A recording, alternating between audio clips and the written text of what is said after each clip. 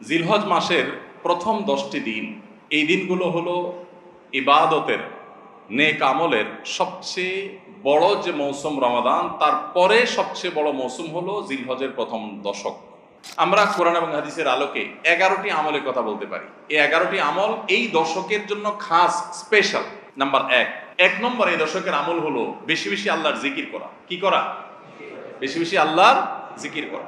দ্বিতীয়ত যে আমলটি চলবে তা হলো যে কোনো নেক আমল, যে কোনো নেক আমল। কারণ একটু আগে আমরা হাদিস শুনলাম যে নবী করিম সাল্লাল্লাহু আলাইহি ওয়াসাল্লাম বলেছেন, মা মিন আইয়ামিন আল আমালুস সালিহু ফিহিন্না আহাব্বু ইলাল্লাহ মিন হাযিহিল আইয়াম।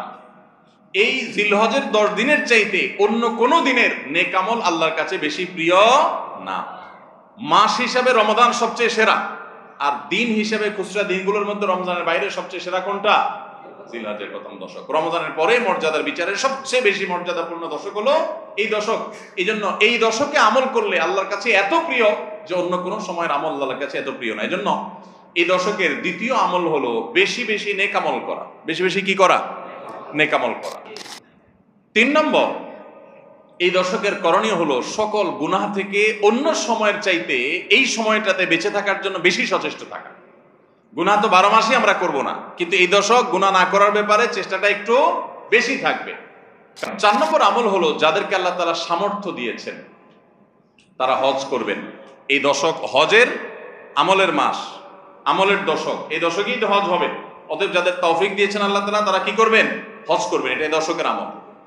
এটা হলো 4 নম্বর আমল। 5 নম্বর আমল হলো যাদেরকে আল্লাহ সামর্থ্য দিয়েছেন তারা এই দশকে কোরবানি করবেন। কারণ কোরবানি এমন একটা আমল, নবী করিম সাল্লাল্লাহু আলাইহি ওয়াসাল্লাম মদিনা হিজরত করেছেন, এরপর থেকে প্রতি বছরই তিনি কি করেছেন?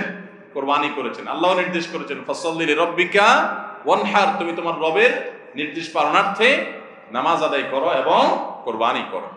এই জন্য ঈদুল আজহা অর্থাৎ এই জিলহজের প্রথম দশকের শেষ দিন অর্থাৎ 10ম দিনে কোরবানির আমলটা করা, এটা যাদের সামর্থ্য আছে তাদের জন্য প্রযোজ্য। এই দশকের একটা আমল হলো কি করা? কোরবানি করা। কয়টা আমল গেল? 5টা। 6 নম্বর হলো যাদের কোরবানি করার ইচ্ছা আছে তারা জিলহজের চাঁদ ওঠার আগে আগে, জিলকদ মাসের শেষ দিনের মধ্যে তাদের হাতের নখ, চুল, গোঁফ, অবাঞ্ছিত লোম এগুলো সব কেটে পরিষ্কার করে ফেলবেন এবং এই দশক আর সেগুলোতে হাত দিবেন না। কোরবানি করে তারপরে সেগুলো পরিষ্কার করতে চাইলে করবেন, এই দশকে আর হাত দিবেন না। নবী সাল্লাল্লাহু আলাইহি ওয়াসাল্লাম বলেছেন, মান আরাদা আন ইউদাহিয়া ফালা ইয়াখুয মিন শা'রিহি ওয়া আযফারিহি শাইআ। যে ব্যক্তি কোরবানি করার ইরাদা করেছে, নিয়ত করেছে, সেই জন্য তার চুল, নখ এগুলো না কাটে ওই 10 দিন। জিলহজের চাঁদ উঠছে আর কাটবেন না, চাঁদ ওঠার আগে আগে কেটে ফেলবেন এবং কোরবানির পরে যায় কাটবেন। এই 10 দিন বিরত থাকা। তবে অন্য আরো বিভিন্ন রিওয়ায়াত থেকে, বর্ণনা থেকে বোঝা যায় যে এই আমলটা শুধু যিনি কোরবানি করবেন তিনি নন, যিনি কোরবানি করবেন না, কোরবানি করার সামর্থ্য নাই, তিনি এই আমল করতে পারেন, তাহলে আল্লাহ তাআলা তাকে কোরবানি করার সওয়াব দান করবেন। এমনকি কোন কোন সালাফ, কোন কোন সাহাবী থেকে এই আমলও বর্ণিত আছে যে বাসার বাচ্চা কাচ্চা যারা আছে তাদেরকেও এই দশকে চুল, নখ ইত্যাদি কাটতে নিষেধ করেছেন। তাহলে চুল, নখ ইত্যাদি কাটা থেকে বিরত থাকা এই 10 দিন, আগে কাটা এবং পরে কাটা, এই 10 দিন না কাটাকাটি না করা, এটা একটা মুস্তাহাব আমল। এবং প্রায় সব ফুকাহায়ে কেরাম এই ব্যাপারে একমত হয়েছেন। মওসুআ ফিকহিয়া কুয়েতিয়ার মধ্যে লেখা হয়েছে যে ইত্তাফাকাল ফুকাহা, সব ফকিহগণ প্রায় একমত যে এই দশকে যিনি কোরবানি করবেন তিনি তো বটেই, কোরবানি যিনি করবেন না তাদের তরফ থেকেও চুল, নখ এগুলা কাটা থেকে বিরত থাকা মুস্তাহাব। তাহলে 6 নম্বর আমল গেল চুল, নখ ইত্যাদি এই দশক না কেটে থাকা।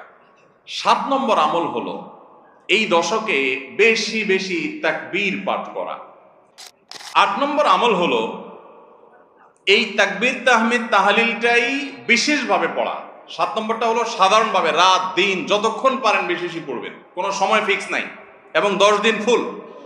আর 8 নম্বর আমল হলো এই তাকবীরটাই নির্দিষ্ট সময় নির্দিষ্ট দিনগুলোতে বিশেষভাবে পড়া। সাধারণভাবে তো পড়বেনই, আর বিশেষভাবে পড়বেন। বিশেষভাবে কখন? আইয়ামে তাশরিকে। আইয়ামে তাশরিক কাকে বলা হয় ভাই?